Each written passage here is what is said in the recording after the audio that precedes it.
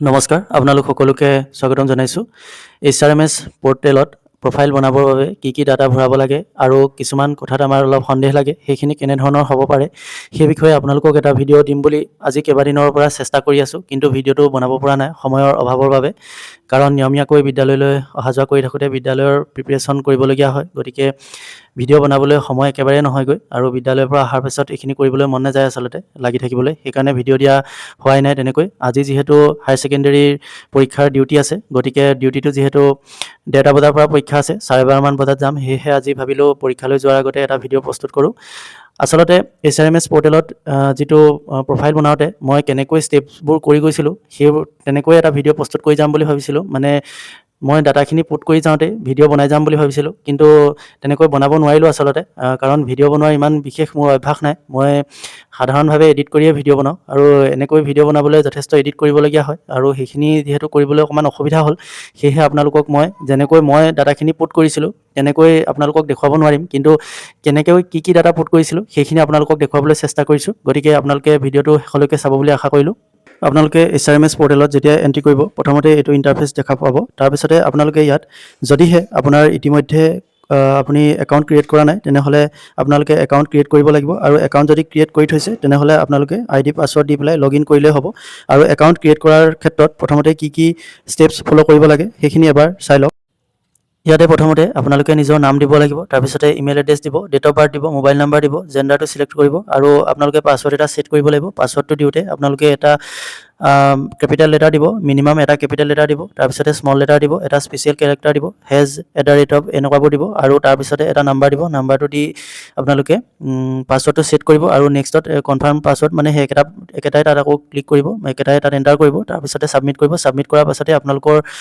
যিটো একাউণ্ট সেই একাউণ্টটো ক্ৰিয়েট হৈ যাব তাৰপাছতে অফিচিয়েল ৱেবছাইটটোলৈ আকৌ আপোনালোকক ৰিডাইৰেক্ট কৰিব তেতিয়া তাতে গৈ লগ ইন হ'ব লাগিব আপোনাৰ ইউজাৰ আইডিটো আপোনাৰ মোবাইল নাম্বাৰটোৱে হ'ব আৰু পাছৱৰ্ডটো আপুনি যিটো ছেট কৰিছিলে সেই পাছৱৰ্ডটো দি পেলাই আপুনি তাতে লগ ইন হ'ব পাৰিব লগ ইন হোৱাৰ পাছতে আপোনালোকে প্ৰফাইলটো কমপ্লিট কৰিব লাগিব তাত যিখিনি ডাটা পুট কৰিবলৈ আহে সেইখিনি পুট কৰিব লাগিব প্ৰথমতে আপোনালোকক স্কুল টাইপ এইটো ছেকেণ্ডেৰী নে এলিমেণ্টেৰী সেইটো আহিব আমাৰ যিহেতু ছেকেণ্ডেৰী হ'ব গতিকে ছেকেণ্ডেৰী ক্লিক কৰিব তাৰপিছতে টিচাৰ টাইপ ৰেগুলাৰ হ'ব টিচাৰ্ছ কেটেগৰী এইটো ৰেগুলাৰ হ'ব এপইণ্টেড অথৰিটি এইখিনিত এটা কথা মন কৰিব যিসকল প্ৰভিঞ্চিয়েলাইজ স্কুলৰ হয় তেখেতলোকে ইনস্পেক্টৰ অফ স্কুল দিব লাগিব আৰু যিসকল গভৰ্ণমেণ্ট স্কুলৰ হয় যিসকল গভৰ্ণমেণ্ট স্কুলসমূহত পাইছে তেখেতলোকে ডাইৰেক্টৰ অফ ছেকেণ্ডেৰী দিব লাগিব সেইটো চাই ল'ব তাৰপিছতে ছাবজেক্ট এপইণ্টেড আৰ্টছৰ যিসকল হয় তেখেতলোকে ছ'চিয়েল ছায়েন্স দিব আৰু বাকী আপোনালোকৰ যিটো ছাবজেক্ট হয় যাৰ যিটো ছাবজেক্ট হয় সেইটো আপোনালোকে জানে সকলোৱে সেইটো ছাবজেক্ট দিব তাৰপিছতে SRD টিচাৰ এইটো SRD আণ্ডাৰ টিচাৰ হোৱানি সুধিছে গতিকে এইটো ন' দিব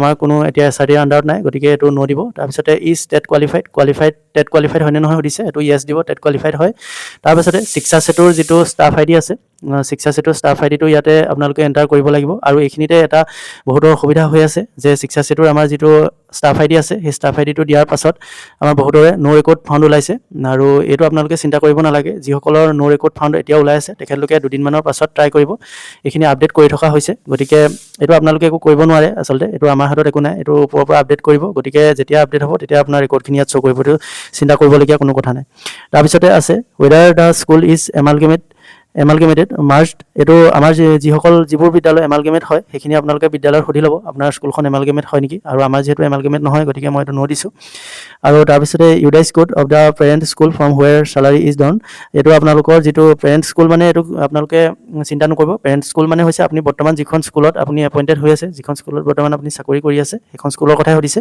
গতিকে আপোনাৰ স্কুলৰ ইউডাইজ কোডটো দিব আৰু ইউডাইজ কোডটো দিয়াৰ পাছতে বাকী ইয়াৰ পাছৰ যিখিনি পৰ্চন আছে মানে যিকেইটা টেব আছে parent district name parent block name parent school name এইকেইটা অট'মেটিকেলি ফিল আপ হৈ যাব কিন্তু আপুনি পেৰেণ্ট স্কুলৰ লোকেশ্যনটো যিটো এড্ৰেছ হয় সেই এড্ৰেছটো আপুনি নিজে ফিল আপ কৰিব লাগিব সেইটো নিজে ভৰালেই হ'ল বাকী আপোনাৰ ইউডাইজ কোডটো ভৰাই দিয়াৰ লগে লগে বাকীকেইটা নিজে পুট হৈ যাব আৰু এইখিনি যেতিয়া ফিল আপ কৰি হ'ব তেতিয়া আপোনালোকে এইটো ছেভ কৰি ৰাখিব ছেভ কৰাৰ পাছত নেক্সট কৰিব নেক্সট কৰিলে নেক্সট পেজত আহিব আমাৰ পাৰ্চনেল ডিটেইলছত ইউডাইজ কোডটো দিব যিটো ইতিমধ্যে আপুনি ভৰাই ইউডাইজ কোডটো সেইটোৱে দিব তাৰপিছতে আমাৰ টিচাৰ এমপ্লয়ী কোড যিটো আমাৰ শিক্ষা সেতুৰ যিটো এমপ্লয়ী কোড সেইটোৱে দিব লাগিব ইয়াতো তাৰপিছতে teacher employee name gender date of birth caste religion home language এইকেইটা দিব মাদাৰ টাং দিব। তাৰপিছতে প্ৰেজেণ্ট এড্ৰেছ, আপুনি এতিয়া বৰ্তমান সময়ত য'ত মানে ৰুম লৈ আছে বা যিখন স্কুলত বৰ্তমান চাকৰি কৰি আছে সেই তাৰ কাৰেণ্ট এড্ৰেছটো দিব। আৰু পাৰ্মানেণ্ট এড্ৰেছটো আপোনাৰ যিটো ঘৰৰ এড্ৰেছ হয় সেইটো দিব। আৰু বহুতৰ ক্ষেত্ৰত এইটো একে হ'ব, অৱশ্যে একে হোৱা সকলে যিসকলৰ প্ৰেজেণ্ট এড্ৰেছ আৰু পাৰ্মানেণ্ট এড্ৰেছ একে হ'ব তেখেতলোকে বাৰু HRMS পৰ্টেললৈ অহাৰ কোনো প্ৰয়োজনেই নাই। গতিকে সেইটোৱে কথা, আপোনালোকৰ যিটো হয় সেইটো দিব। তাৰপিছতে এইখিনি দিব। তাৰপিছতে মেৰিটেল ষ্টেটাছ দিব, আপুনি বিবাহিত হয় নে নহয়। তাৰপিছতে স্পাউচ নেম দিব লাগিব, যদি আপোনাৰ কোনোবা শিশু আছে, সন্তান আছে, তেনেহ'লে আপুনি এইখিনি তাত নামখিনি আৰু ডেট অফ বাৰ্থটো দিব লাগিব। নেক্সট পেজত আহিব একাডেমিক কোৱালিফিকেশ্যন। ইয়াত আপোনালোকে মেট্ৰিকৰ পৰা প্ৰথম আৰম্ভ কৰিব। প্ৰথমতে মেট্ৰিকটো দিব, তাৰপিছতে ছাবজেক্ট কেইটা ভৰাব, যিকেইটা ছাবজেক্ট হয় আপোনাৰ, তাৰপিছতে বৰ্ড, ইউনিভাৰ্চিটি, স্কুলৰ নাম, তাৰপিছতে আপোনাৰ পাছিং ইয়াৰটো আছে সেইখিনি ভৰাব। তাৰপিছতে এড কৰিব। এড কৰাৰ পাছত আকৌ নেক্সট এটা টেব ওলাব। ছেকেণ্ডত আপোনালোকে এইচএছটো ভৰাব, তাৰপিছতে থাৰ্ডত গ্ৰেজুৱেশ্যন, তাৰপিছত পষ্ট গ্ৰেজুৱেশ্যন, তেনেকৈ আপোনালোকে একাদিক্ৰমে এইখিনি ভৰাই যাব। ইয়াৰ নেক্সট পেজটোত আহিব professional and other qualification. Professional কোৱালিফিকেশ্যনত আপোনালোকৰ BEd ডিগ্ৰীটো ভৰাব লাগিব, আৰু যাৰ যি আছে BEd MAd যি আছে সেইখিনি ভৰাব। তাৰপিছতে আহিলে ছাৰ্ভিচ ডিটেইলছ। ছাৰ্ভিচ ডিটেইলছটো ভৰাওঁতে সাৱধান হ'ব, ইয়াতে ডেজিগনেশ্যনটো যিটো দিব লাগে সেইটো আপোনালোকে গ্ৰেজুৱেট টিচাৰ দিব। যিসকল আমাৰ যিটো মেথমেটিক্সেই হওক বা ছায়েন্সেই হওক, যিয়েই নহওক, GT সকলোৱে গ্ৰেজুৱেট টিচাৰ দিব। আৰু যিসকল PGT হয় তেখেতলোকে পষ্ট গ্ৰেজুৱেট টিচাৰ দিব। এই দুটা অপশ্যনেই আছে তাত, গ্ৰেজুৱেট টিচাৰ আৰু পষ্ট গ্ৰেজুৱেট টিচাৰ। তাৰপিছতে মিডিয়াম অফ স্কুল, আপোনাৰ যিটো মিডিয়াম হয় সেইটো দিব। ছাবজেক্টটো আপোনালোকে দিব নিজৰ যিটো ছাবজেক্ট হয়। আমাৰ আৰ্টছৰ যিসকল হয় তেখেতলোকে GTৰ আৰ্টছৰ সকলে ছ'চিয়েল ষ্টাডিজ দিব। ইয়াত ছ'চিয়েল ষ্টাডিজ বুলি ওলায়, ছ'চিয়েল ছায়েন্স বুলি নোলায়, গতিকে ছ'চিয়েল ষ্টাডিজ দিব। আৰু আপোনালোকে সেইখিনি জানে যাৰ যিটো হয়। পে স্কেলটো দিব। গ্ৰেজুৱেট টিচাৰৰ ক্ষেত্ৰত আমাৰ পে স্কেলটো হয় 14,000 পৰা 70,000, গতিকে সেইটো দিব।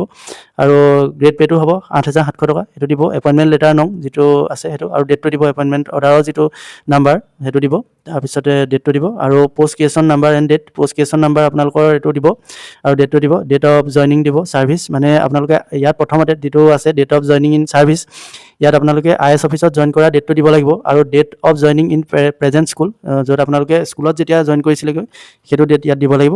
তাৰপিছতে ডেট অফ ৰিটায়াৰমেণ্ট, এই ডেট অফ ৰিটায়াৰমেণ্টটো আপোনালোকৰ ইয়াত অট'মেটিকেলি আহিব, সেইটো আপোনালোকে ভৰাব নালাগে। আৰু এটা কথা, এইখিনিতে আপোনালোকে এটা কথা মন কৰিব, পষ্ট গ্ৰেজুৱেশ্যন নাম্বাৰ আৰু ডেট এইকেইটা যিহেতু ৰেড মাৰ্ক ইয়াত নাই হ'বলা, আপোনালোকে চাই ল'বচোন। যদি ৰেড মাৰ্ক নাই, যদি আপোনালোকৰ কিবা খেলিমেলি লাগি আছে পষ্ট গ্ৰেজুৱেশ্যন নাম্বাৰ আৰু ডেটৰ ক্ষেত্ৰত, তেনেহ'লে এইটো নভৰালেও হ'ব। এইটো আপোনালোকে এবাৰ কনফাৰ্ম কৰি ল'ব। যদি ৰেড ডটটো থাকে তেনেহ'লেতো সেইখিনি মেণ্ডেটৰী হৈ ভৰাবই লাগিব। আৰু যদি ৰেড ডট নাই তেনেহ'লে পষ্ট গ্ৰেজুৱেশ্যন নাম্বাৰ আৰু ডেটৰ ক্ষেত্ৰত যদি কাৰোবাৰ কিবা সন্দেহ লাগি আছে, মানে খেলিমেলি লাগি আছে, তেনেহ'লে এইটো আপোনালোকে নভৰালেও হ'ব। আৰু নেক্সট পেজত আহিলে salary account and other official account details. ইয়াত আপোনালোকে আপোনাৰ যিটো চেলাৰী একাউণ্ট নাম্বাৰ সেইখিনি ভৰাব লাগিব। আপোনাৰ পেন নাম্বাৰটো ভৰাব, পেন কাৰ্ডৰ নাম্বাৰটো, তাৰপিছতে একাউণ্ট নাম্বাৰ, চেলাৰী একাউণ্ট। এইখিনিতে আপোনালোকে এটা কথা চিন্তা নকৰিব যে আপোনাৰ বৰ্তমান যদি একাউণ্টটো ছেভিংছ একাউণ্ট হৈ আছে তেনেহ'লে কিবা অসুবিধা হ'ব নেকি, সেইটো একো চিন্তা কৰিব নালাগে। যদি আপোনাৰ ছেভিংছো হৈ আছে তেনেহ'লে ইয়াত আপুনি একাউণ্ট নাম্বাৰটো ভৰাই দিয়ক, পাছত আপুনি এনেও সেইটো চেলাৰী একাউণ্ট কৰি ল'ব। কিন্তু এটা কথা মন কৰিব, যদি আপোনাৰ এতিয়া আপুনি এটা একাউণ্টত চেলাৰী লৈ আছে, আকৌ পিছত যদি চেঞ্জ কৰিম বুলি ভাবিছে তেনেহ'লে কিন্তু আপোনালোকে সেই ক্ষেত্ৰত অকণমান চিন্তা কৰি চাই ল'ব। গতিকে আপোনালোকৰ যদি এতিয়া ছেভিংছ একাউণ্টটো হৈ আছে, চেলাৰী একাউণ্ট হোৱাও নাই, তেনেহ'লে চিন্তা কৰিব নালাগে, সেইটোৱে ভৰাব আপোনাৰ যিটো একাউণ্টত আপুনি বৰ্তমান চেলাৰী লৈ আছে। তাৰপিছতে একাউণ্ট নেম, মানে আপোনাৰ যিটো একাউণ্ট নেম মানে আপোনাৰ যিটো আপোনাৰ নাম যিটো সেইটো ভৰাব। তাৰপিছতে বেংক নেম, যিটো বেংকৰ হয়, বেংক ব্ৰাঞ্চ নেমটো ভৰাব। তাৰপিছত IFSC কোড ভৰাব বেংকৰ। Name of the district where your salary account নং ইজ এক্টিভেট। ইয়াত আপোনালোকৰ যিটো ডিষ্ট্ৰিক্টত, আপোনাৰ হোম ডিষ্ট্ৰিক্টতে থাকে আমাৰ যিহেতু একাউণ্টবোৰ, গতিকে সেইটো ডিষ্ট্ৰিক্ট দিব। আৰু এইটো ছেকেণ্ডটো আছামেই হ'ব, এইটো দিব। তাৰপিছতে চেলাৰী পে'মেণ্ট মোড, এইটো মই দিয়া নাই চেলাৰী পে'মেণ্ট মোডটো, এইটো যিহেতু ৰেড মাৰ্ক নাছিলে। আৰু ইয়াৰ পিছৰ যিকেইটা আছে সেইকেইটাত ৰেড মাৰ্ক নাই, গতিকে মই সেইকেইটা ভৰোৱাই নাই। আপোনালোকে চাই ল'ব, যদি ভৰাব পাৰে। তাৰপিছত নেক্সট এইটো ছাৰ্ভিচ ৰেকৰ্ডটো আছে, ইয়াতো আপোনালোকৰ ইউডাইচ কোডটো ভৰাব লাগিব। আৰু ইউডাইচ কোডটো ভৰাই দিয়াৰ পাছতে আপোনালোকে ইউডাইচ কোডটো ভৰাই যেতিয়া এণ্টাৰ কৰি দিব বা নেক্সট কৰি দিব, তেতিয়া ডিষ্ট্ৰিক্ট, স্কুলৰ নেম এইকেইটা আপোনাৰ অট'মেটিকেলি ইয়াত ফিল আপ হৈ যাব। আৰু ইয়াৰ পিছতে আপুনি পিৰিয়ডটো, আপোনাৰ যিটো ৱৰ্কিং পিৰিয়ডটো সেইটো আপোনালোকে ভৰাব লাগিব। সেইটো আপোনালোকে প্ৰেজেণ্টলৈকে ক্লিক কৰি দিব, তেতিয়া টুটো ভৰাব নালাগে, ফৰ্মটো আপোনালোকে জইন কৰা ডেটটো ভৰাই দিলে হ'ব। ইয়াৰ নেক্সট যিটো এৱাৰ্ড ৰিচিভ আছে, এইটো আমাৰ সকলোৰে নিশ্চয় প্ৰায় সংখ্যকৰে নাথাকিবই, গতিকে এইটোত একো ভৰাব নালাগে। ইয়াৰ পিছতে প্ৰমোশ্যন ডিটেইলছ আছে, আমাৰ যিহেতু নতুনসকলৰ কোনো প্ৰমোশ্যন হোৱা নাই, গতিকে এইটোতো আপোনালোকে একো ভৰাব নালাগে। ইয়াৰ নেক্সট আদাৰ ডিটেইলছ, ইয়াতো একো ভৰাব নালাগে। ইয়াত ছাছপেনশ্যনৰ কথা আছে কিবাকিবি, এইখিনিতো আমাৰ কোনো প্ৰয়োজন নাই, গতিকে এইখিনি ভৰাব নালাগে। ইয়াৰ পিছতে আমি ডকুমেণ্ট আপলোড কৰিব লাগিব। ডকুমেণ্ট আপলোড কৰাৰ ক্ষেত্ৰত আপোনালোকে চাব আমাৰ যিখন এপইণ্টমেণ্ট অৰ্ডাৰ আছে তাৰপিছতে SSLC এডমিট কাৰ্ড বা বাৰ্থ চাৰ্টিফিকেট আৰু HS মাৰ্কশ্বিট এইকেইখনেই হ'বলা মেণ্ডেটৰী হয় তাত ৰেড মাৰ্ক আছে গতিকে সেইকেইখন আপোনালোকে তাত আপলোড কৰিলে হ'ব বাকী কেইবাখনো ডকুমেণ্ট আপলোড কৰাৰ কথা আছে গতিকে আপোনালোকে চাই ল'ব যদি আপোনাৰ হাতত বৰ্তমান সময়ত আপলোড কৰিব পৰাকৈ নাই তেনেহ'লে সেইকেইখন আপলোড নকৰিলেও হ'ব কিন্তু যিকেইখনত ৰেড ডট দিয়া আছে সেইকেইখন আপোনালোকে তাত আপলোড কৰিব লাগিব সেইকেইখন মেণ্ডেটৰী হয় আৰু ডকুমেণ্টটো আপলোড কৰাৰ ক্ষেত্ৰত PDF JPG DocX মানে ৱৰ্ড যিকোনো হ'ব পাৰে তাত কোনো কথা নাই খালি আপোনাৰ ফাইলটো যিটো হয় সেইটো 400 KB তলত হ'ব লাগিব 400 KBতকৈ বেছি হ'ব নালাগিব সেইটো মন কৰিব আৰু এইখিনিতে এটা কথা মোক ক'বলৈ থাকি গ'ল ইয়াৰ আগত আমাৰ যিটো প্ৰথমতে যিটো পাৰ্চনেল ডিটেইলছ আছে পাৰ্চনেল ডিটেইলছত আপোনালোকৰ ফটো আৰু ছিগনেচাৰ আপলোড কৰিব লাগিব ফটোৰ ক্ষেত্ৰত 100 KB মান হ'ব লাগে নেকি আৰু ছিগনেচাৰৰ ক্ষেত্ৰত 50 KB মানৰ ভিতৰত হ'ব লাগে গতিকে এইটো চাই ল'ব আপোনালোকে ইয়াতে ফাৰ্ষ্ট যিটো পেজ আছে পাৰ্চনেল ডিটেইলছত ছেকেণ্ড যিটো